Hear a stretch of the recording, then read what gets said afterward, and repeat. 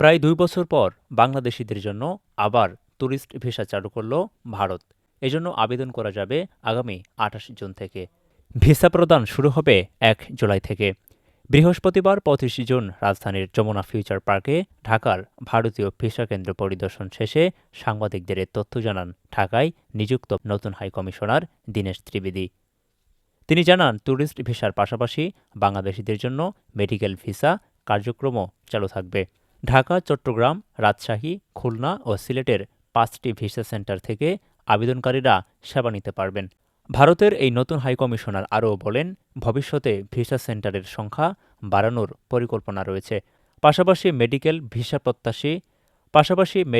Visa প্রত্যাশী শিশু ও প্রতিবন্ধী আবেদনকারীদের জন্য বিশেষ সুবিধা চালুর উদ্যোগ নেওয়া হবে। এদিকে ভারত সরকার দীনেশ ত্রিবেদীকে মন্ত্রীর সমমর্যাদা প্রদান করেছে বলে দেশটির পররাষ্ট্র মন্ত্রণালয়ের এক বিজ্ঞপ্তিতে জানানো হয়েছে।